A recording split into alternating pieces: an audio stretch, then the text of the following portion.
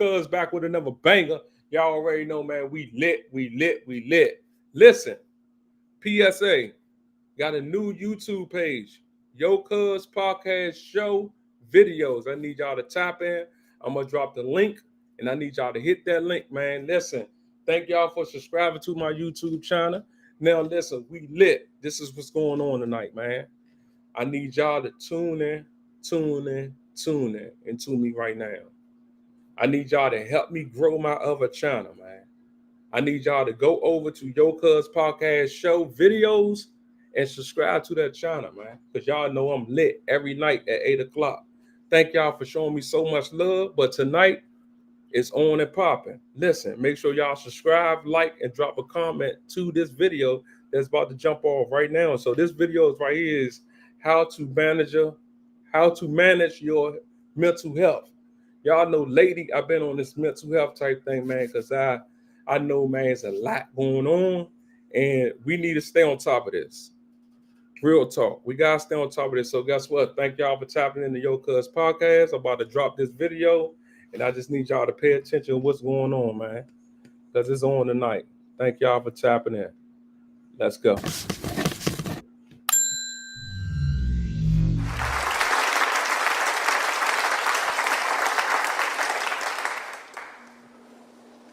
So my mum and dad still refer to me to this day as a bit of a pain in the backside, and probably for good reason. How many parents have we got in here? Give me a quick wave. Oh, loads of you. Okay, well, I was a hyperactive child. I drove my parents up the wall with my endless amounts of energy. I wouldn't sleep. I needed constant attention, and no matter what my parents seemed to do, I wouldn't rest. Well, a few of you nodding. Sorry about that. My parents had no idea what to do with me, so they took me to the family doctor to see if there's anything that he could do. Now, I'm not sure what available labels there were back then, but the family doctor labeled me as a problem child. And he said to my mum and dad, if you can't cope with Leon, I can always take him off you and sedate him. And then he proceeded to share with them some other drug-related interventions that they might want to consider. And for whatever reason, my mum and dad balked at this. They decided that they would find... Need to create more video content, but don't have enough hours in the day?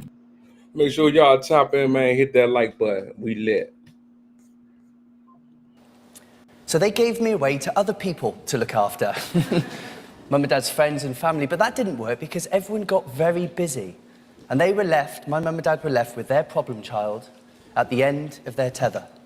You know, there's a picture of my mum and dad on their wedding day. They look young, healthy, vital. And there's a picture of the three of us less than 2 years later, and they look as though they've aged 25 years. So my parents decided to fight fire with fire, and they decided to attempt to tire me out. And that's when my life of activity started, way before I can even remember. I was swimming from day dot. I went to mother and baby gymnastics before I was 1 year old. That turned into tumble tots, and I was taking part in any physical activity that was going, and every sport that I was able to do at the age that I was at. And magical things started to happen. I became easier to manage.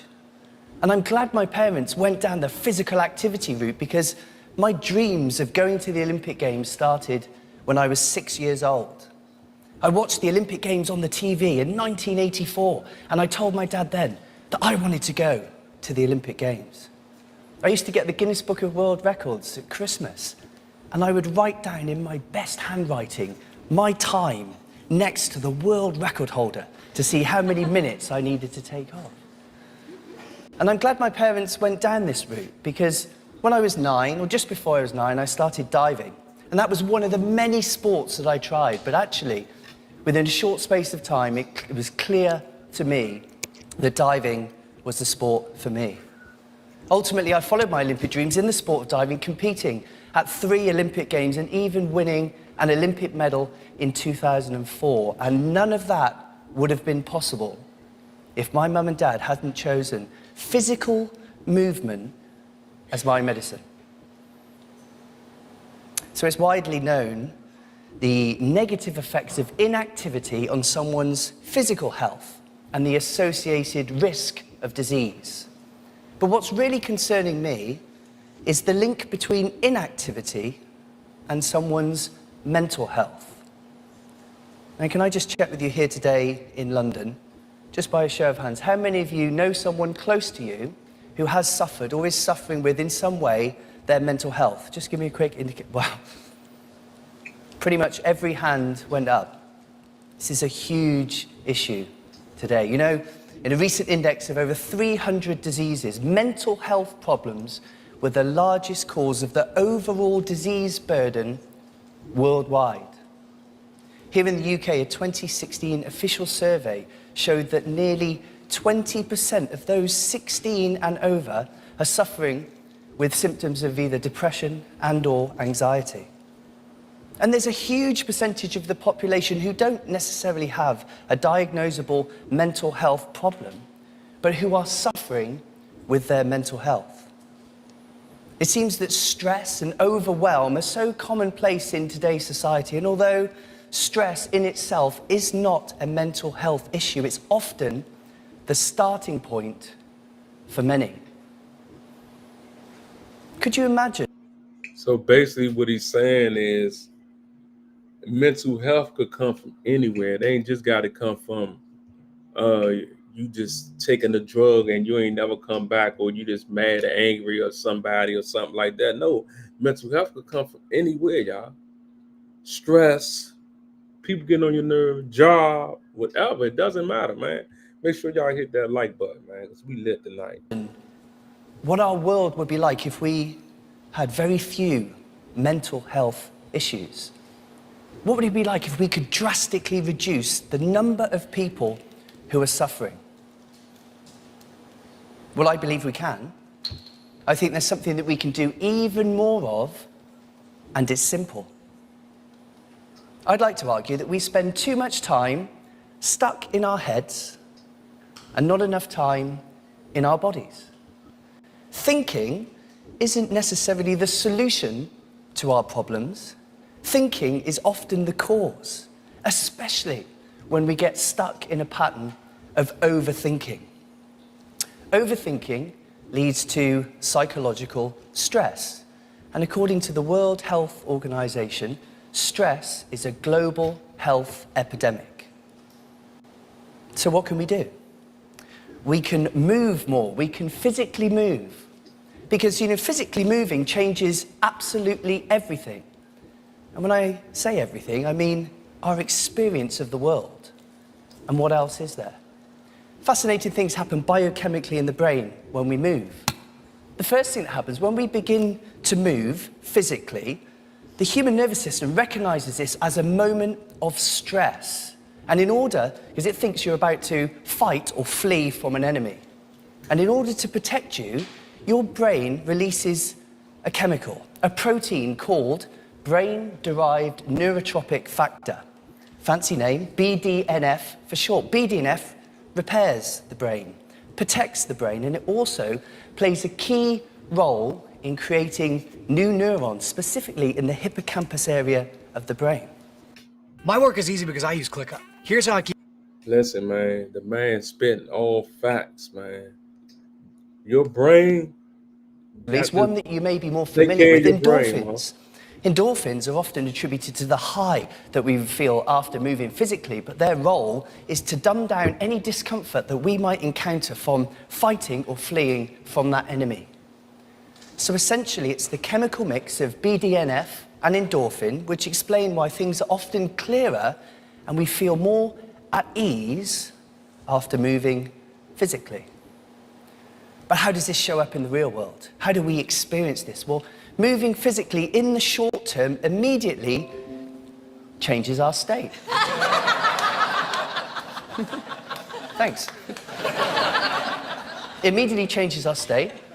It boosts our mood, and it releases the buildup of stress in our human nervous system.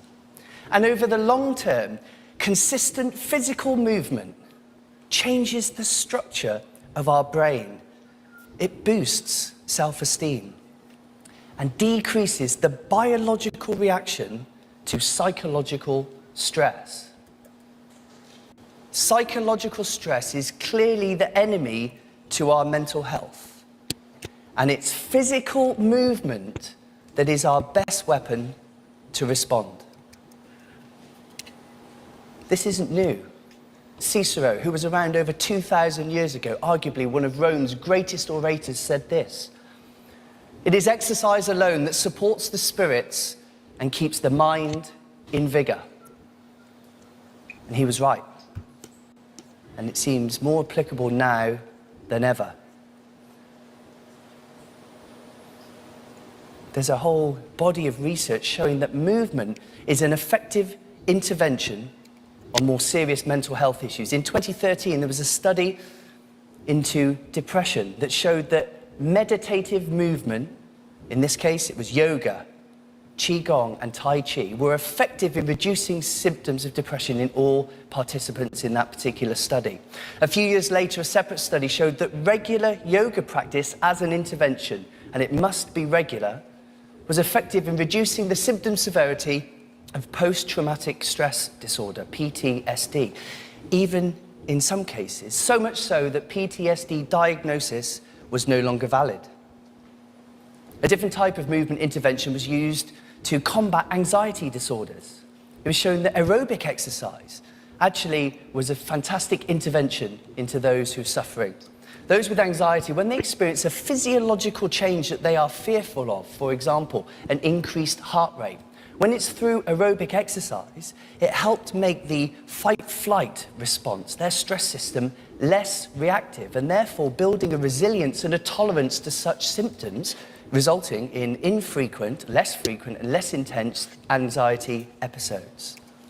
Have you ever heard content creators say, comment the word burgers below, and I'll send you a... Make sure y'all pay attention to everything that he's saying, man. We lit tonight on Yo'Cuz Podcast. Let's go. And O'Connor in 2016 showed that 20-minute bouts of medium intensity exercise successfully reduced symptoms of those with attention deficit hyperactivity disorder, ADHD.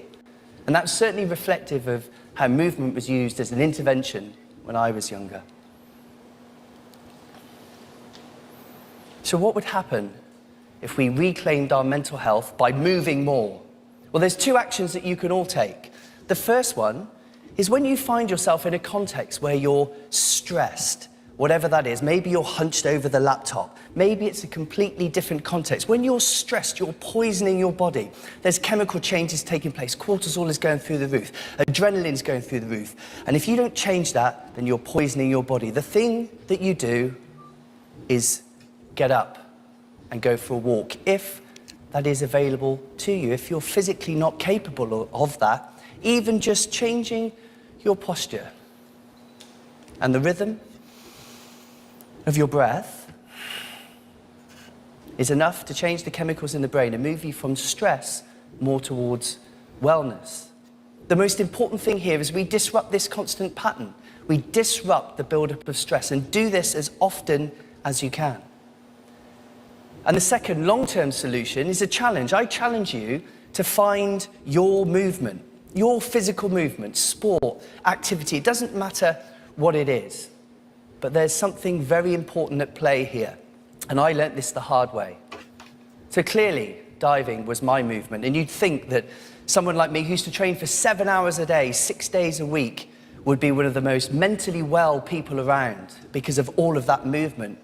But that wasn't the case in my experience. In the Olympic Games in Sydney in 2000, I ended up 4th, and I knew that you couldn't get any closer to my dreams. That next year, things started to go south. I had a reconstructive shoulder surgery on my right shoulder. I had 7 months of painstaking rehabilitation, and I made it back to fitness only to have to go under the knife once again for a second shoulder reconstruction on this same shoulder, and then I fell into a ditch. For the next 8 months, life wasn't fair. Nah, he ain't lying with that shoulder situation. Like, for real, bro. Like when that shoulder come out that socket, it hurt. It really hurt. So what he's telling y'all is that that's the same pain that you're going to feel when you got mental health, bro. Like, everything hurt around you, bro. That shoulder game is not nothing to play with. Make sure y'all hit that like button, man. We lit. I fell into a depression. I was training and training and training, obsessing on all of the detail, knowing exactly what I needed to do, and I was stuck because something was missing.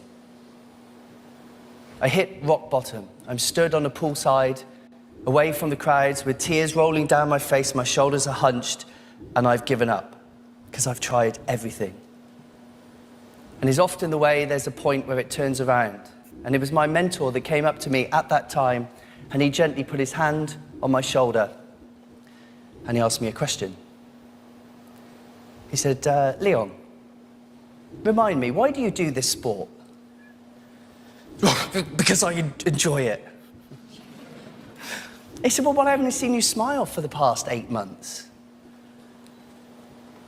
And that was it. The reason I chose the sport in the first place over all of the sports I went into when I was young is because I enjoyed it. And because of the stress and the pressure that I was putting myself in, I was stuck in that negative spiral.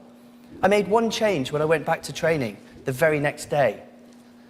I put a smile on my face, and it was like that. It was a forced smile to start with, but that negative spiral very quickly started to go the other way. I found the joy in the movement once again. Every single training session, every single dive, every single weight I lifted, I found that didn't make it easy, but I found the joy in it. And that negative spiral went the other way, and I was back on track after my Olympic dreams. So my challenge to you, this isn't exercise for exercise's sake. This isn't forcing yourself to go to the gym. This isn't movement for movement's sake. This is find your movement, the movement that fills you with joy. So I challenge you to be creative, walk, run, swim, dive, play tennis, kick a football, even head off to one of those early morning sober raves. Actually a thing, you should try them. Whatever you need to do, but the magic ingredient here is enjoyment. So what would happen if we moved more? And what is possible for movement as an intervention? Well, a number of years ago, I was asked to work with a young man as an executive coach. I was to be his performance coach, and on paper, things were looking amazing because he was a high flyer, accelerating through a massive organization here in London. He was already almost at the top of the very tree. But in reality, things were very different. When I sat down with him, I discovered that things were very dark. He was suffering with bipolar disorder.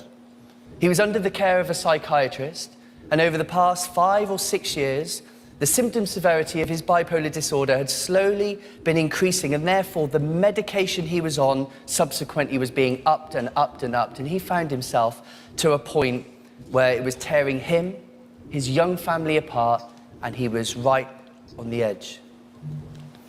Let me guess. You're thinking about going to therapy. And as a therapist myself, of course I'm going to say that's a great idea. An intervention.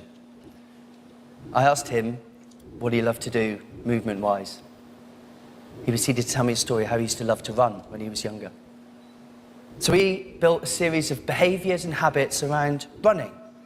He started to go running frequently. Before long, in a number of weeks, he'd already joined a local running club. And this journey went on, and 6 months down the line, he ran in his local half marathon with his wife, his children, extended friends and family cheering him on, the most momentous day. And over that period, the symptom severity of his bipolar disorder had been reduced so much that he was taken off pretty much all of his medication. The side effects that were plaguing him had faded away, and from a mental health point of view, he was in the best place he'd been for over a decade, because running was his movement.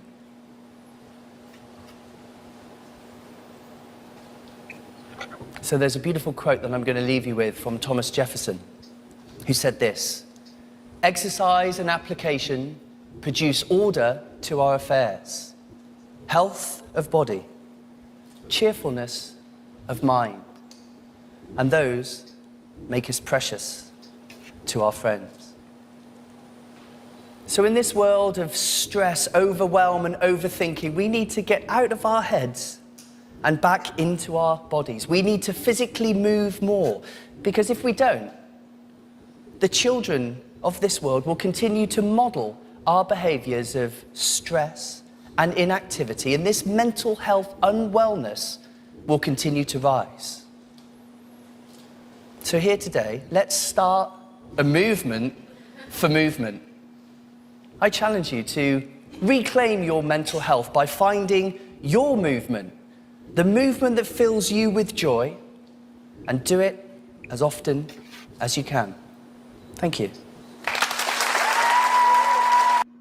Thank y'all for tapping in the Yo-Cuz podcast. So basically what he was saying, manage your mental health. Don't take it for granted.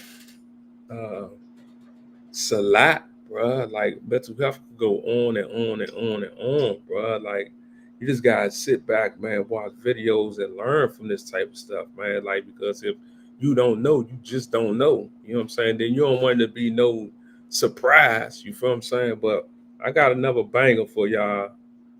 How to eliminate self-doubt forever and power of. That's this we're talking about right here. Thank y'all for tapping in the Yo-Cuz podcast. I need y'all to hit that subscribe button and hit that link.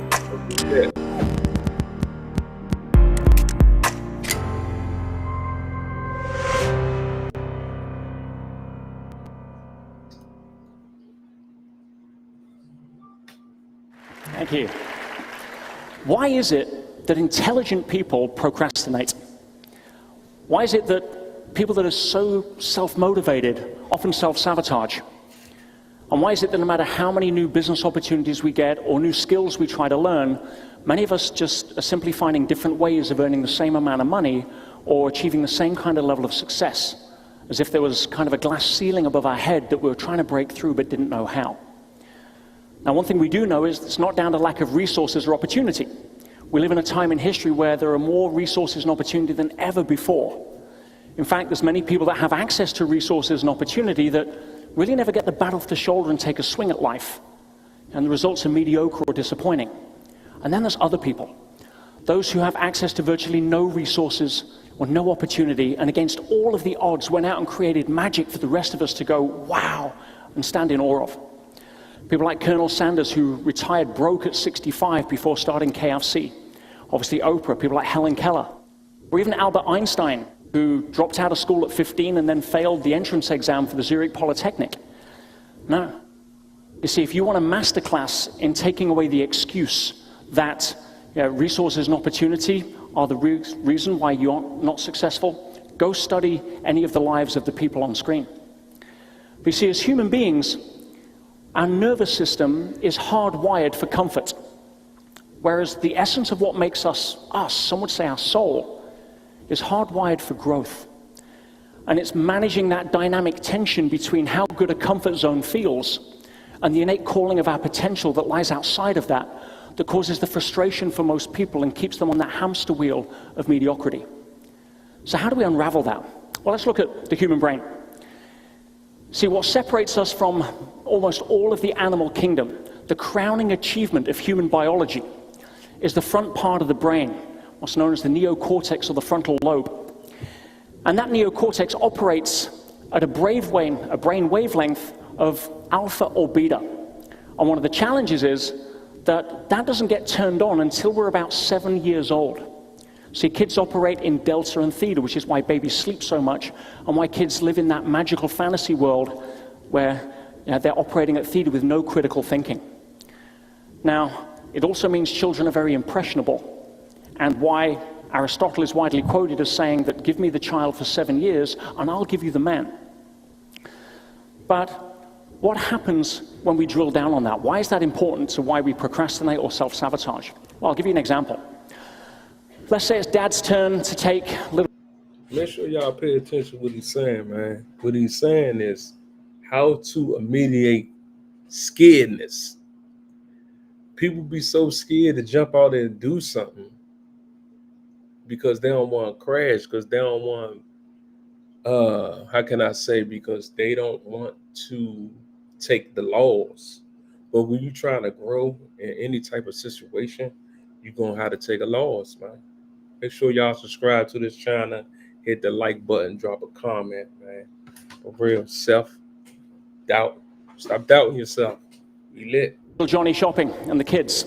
And, Mom's busy that day and he's kind of frustrated. He's got to go out and get the job done.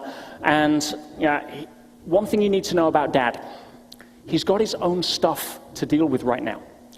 He's figuring out how to pay the credit card bill that was higher this month than he thought. He's worried about whether the boss is going to be downsizing soon. And he's still reeling from the lack of intimacy that morning caused by a fight that he had with his wife. He's dealing with the stuff as we all do. Now, little Johnny doesn't live in that world. And so when they get to the checkout, as every good retail psychologist knows, they place the products at the eye height of the people you're trying to sell to. And so Johnny sees the toys, and Johnny wants a toy, and he's like, Daddy, Daddy, can I have a toy? And Daddy comes out of his mind fog and says, no, you can't have a toy. For a start, he doesn't think he can afford it, but now's just not the time. But as parents will understand, children are prime examples of the ability to be persistent, are they not? And so little Johnny says, Daddy, Daddy, I want a toy. Please, can I have a toy? See, little Johnny doesn't live in a world of credit card debt. And in his frustration on dealing with his stuff and trying to handle the kids and all the other stuff, Daddy snaps out and says, listen, you can't have a toy, you don't deserve it, you're not good enough, you're not behaved enough today. And Daddy thinks that'll just keep him quiet while he goes back to dealing with his big world problems. But what's happening right now is quite significant. Personalised learning is one of the standout features of the school that made me, Make sure y'all pay attention. We lit. as a parent, decide. Let's go. Johnny doesn't hear Dad's frustration. All Johnny hears is that I'm not good enough, I'm not worth it, and I'm undeserving. And probably spends a large part of the rest of his life unconsciously acting out that behavior to justify why he's right, including self-sabotaging if the threat of success comes along to challenge that inner model of the world. You see, when it comes to being able to work with psychology, and after thousands of hours of working with people all over the world, I've come to know that the undisputed first law in psychotherapeutic intervention and other areas, the undisputed first law of personal growth is this: that people will never rise above the opinion of themselves. Now, one of the challenges, that opinion is largely formed in our childhood years, sub 7, from the perception of where we think we did or didn't get love from the people we most wanted it from. I usually let people sit with that one for a while. It also mirrors the first law of relationships, which I firmly believe states that no one can ever love us more than we love ourselves. Now, one of the other challenges on that is that we are also creatures of habit. Now, what does that mean? That means that prefrontal cortex, that neocortex, that frontal lobe that serves all of that executive decision making, is prime real estate. In fact, the brain weighs 1/50th of the body weight, but takes up 20% of all of the calories. Dang. So when it comes to using that frontal lobe, evolution has some shortcuts. It says, well, clearly you're using intelligence to make the decision, so it should be a good decision. So when you choose the fries instead of the salad, it doesn't care, its job is to adapt. And if you make that decision over and over again, then rather than take up critical thinking, which is meant to serve you intelligently, it hands it over to the midbrain. And it becomes an unconscious behavior or pattern, or what we also call a habit. See, now you order the fries just because it's what you do. You don't even question it. Now that can be very useful when it comes to learning, or not learning how to have to walk every day, but it also sets up some challenges. You see, we suddenly arrive at work on our day off, we don't know why. Or, we suddenly get home and realize, where did the last 2 kilometers or 2 miles of driving go? Wow, how did I avoid all of the crazies? For real. Good old midbrain at work. But the deeper challenge to that, as creatures of habit, is the fact that we're using our conscious brain only a small amount of the time, that critical decision making. The rest of the time, like 95% of the time, is what I call people sleeping awake. In fact, I'll give you an analogy. Why do you imagine that the conscious mind is an ant? Here he is, cute little fella. Ants are industrious, they're hardworking, they're determined, they're going to get the job done. This is your conscious mind.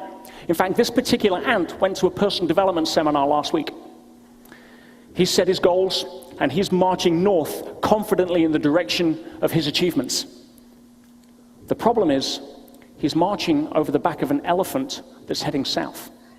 Our unconscious mind, with all of our limiting patterns, limiting beliefs, and all of the other unresolved self-issues that go on there. And we start to see why we self-sabotage.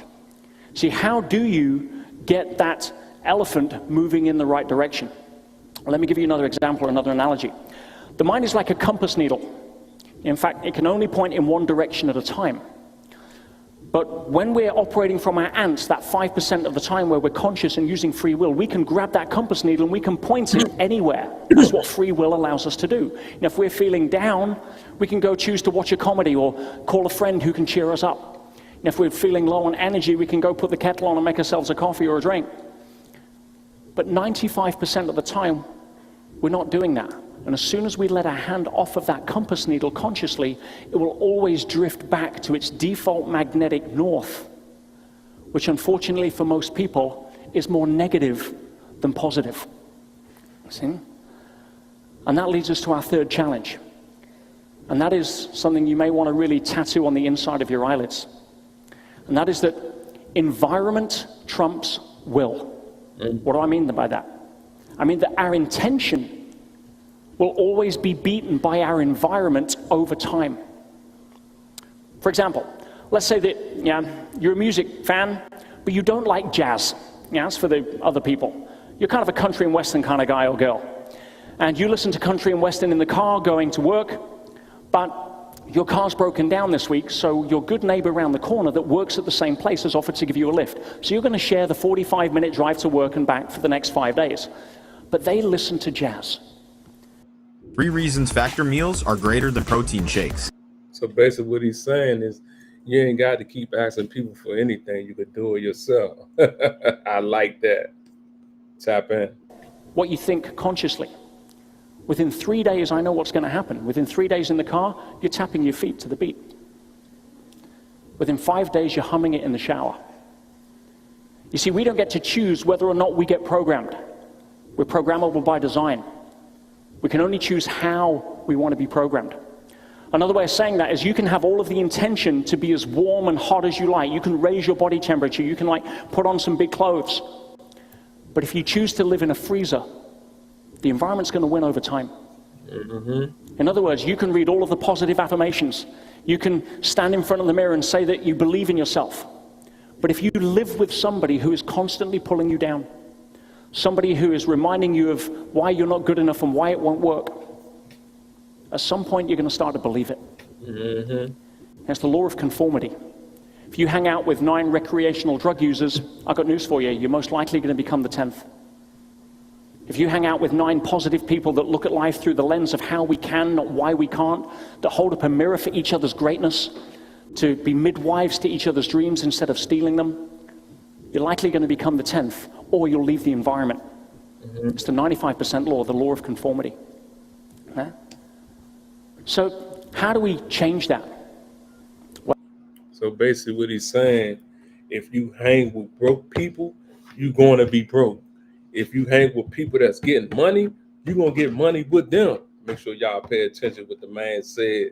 Y'all done tune in to Yo'Cuz Podcast and we lit. Make sure y'all hit that subscribe button, hit that like button, and drop a comment. And the new page is Yo'Cuz Podcast Show Videos. I need y'all to tap in on that too. We lit. Well, there's 3 tips that I want to share with you that'll help turn this around. And I'm a pretty simple guy, so I want to give you some pretty simple tips. And I'll break it into 3 things. The first is, stop putting the wrong things in. You see, as I said, we are adaptation machines. Our bodies, our physical bodies adapt to our environment. We don't get to choose that. We only get to choose the environment we put them in. If it's the gym or McDonald's, the body doesn't care. Its job is to adapt. But it's the same with our mind. So stop putting the wrong programming in. In other words, if you think of the 2 biggest things that impact us unconsciously more than anything else, it's the mainstream media and our peer group of who we hang with. Let's touch on the media for a second. Now, for those of you that still think that the mainstream media is about reporting the news, I've got news for you. You're in Disneyland. See, the job of the media is not to report the news. Are you kidding me? The job of the mainstream media is to stimulate another part of the brain called the amygdala, which is designed evolutionarily to notice negative before positive. so that they can hook your attention out of the mass of the crowd and record you as a viewing statistic to justify rate cards and advertising. The media is not a charity. So I haven't watched a news report or read a newspaper for pretty much 17 years now. Yeah. For those of you that still watch things like, is it CNN? Constant negative news? I got news for you, right? From what I understand, it's all the same news. It's the same news it was 17 years ago. It's just happening to different people. And so you cannot watch the news and be positive. It's like saying, I want to be healthy and I smoke. Just doesn't work. You can go to the gym as many times as you want, but if you're smoking, you can't be healthy. It's a binary equation. And if you're being programmed by the mainstream media, you can't have that default magnetic north move away from being negative. It's constant programming. People say, well, how do you know what's going on in the world? I'm like, you kidding me? Yeah, everything's going on in the world. A far better question would be, what do you want to choose to focus on? Think of the Amazon rainforest at night. Yeah, everything's going on. But the media want to take your little flashlight in your hand and point it and say, oh my goodness, look at this. It's a snake eating a rat. Versus you saying, yeah, but have a look at this hummingbird being born. So it's a choice. See, I have no clue what's going on in the world. I have every clue what's going on in my world. And if something's important enough, it'll find me. So stop programming yourself with why the world won't work and start taking charge of where you point your flashlight. Now, the other thing is about peer group. Now, some people say, yeah, I could probably change my friends, and some of us maybe should, but I can't change my family. Yeah, my brother's the most negative person I know. My mother-in-law is always telling me I'm not good enough for her son, or whatever it may be. Well, I know that we can't change our family. And you know, looking at the reasons why you chose your parents is another TED Talk. But the best advice I can give is love your family, choose your friends. Now, the second thing, start putting the right things in. Now, we live in a time in society where there's so much great information, whether it's a podcast, whether it's inspirational interviews, whether it's books or the lives of some of the people we looked at earlier. Every single day, or at least every single week, if you want to take your compass needle and start remagnetizing it in a positive direction by exposing yourself to the kind of information that supports your potential and your greatness and where you want to go. There's no excuse for not being able to do that now in a society where it's so available. But if you're not choosing to do that, by default, you're going to be hooked into somebody else's agenda. If you don't start filming as the star of the movie in your life, by default, you're going to end up as a film extra in somebody else's. And then the third point, get the things that shouldn't be in there out. What do I mean by that? Work with a decent mentor or a coach that understands how to navigate the minefield of human behavior. Somebody that isn't just going to teach you skills, but somebody that can reach in and find those unconscious patterns and be able to rip them out for good. I'll give you an example. I had a client come to me a while back who said, oh, I want to learn time management. Now, a normal coach or what have you would probably teach them some good time management skills. But within 2 minutes, it was easy to see that time management wasn't the issue. The real issue was his inability to deal with rejection. Stop taking meeting notes and let ClickUp AI note. Man, thank y'all for tapping in the Youtube-Yocuzpodcast, man. What he's saying is this. Do for yourself. You feel me? Don't worry about nobody else. Just do for yourself, man. Hit that he wasn't saying no to people because by saying no, it would trigger a rejection response. And therefore, he was saying yes to too many things, and therefore there was too much on his calendar, and therefore he thought he needed time management. You get the idea? You see, when we're able to start addressing things like our unconscious programming, when we start to create the best habits that we can by programming ourselves consciously, when we start grabbing that compass needle and bringing it over to the right direction so that the 95% of the time we're sleeping awake, we're able to be who we need to be. That's when we can start to achieve the real game in town, which is self-mastery. See, before you spend another penny on workshops or skills or anything, work on yourself. See, mastering the game of self throughout human history has been the #1 recommendation of virtually everybody that achieved it and then preached the benefits of it to people that usually weren't listening. But by mastering our sense of self, we're able to walk into a room where everything's descending into chaos and retain our center. When everything's breaking down around us with the eye of the storm, it's like, move, I'll handle it. See, that's the best way that you'll be able to handle uncertainty. And when we commit to self-mastery, we give ourselves the best shot of becoming the best and greatest versions of ourselves that we can be. And then we get to become the example and the invitation to others. Not the imposition. Nobody changes because you tell them to. People change because they're inspired to change. And we can only inspire them by being the example and the invitation. And at that point, we have a chance of being able to really make a change in this world, make a difference, which is what the world needs right now. And ultimately, be the embodiment of what Gandhi said, which was to be the change you wish to see in the world. Thank you, and God bless you.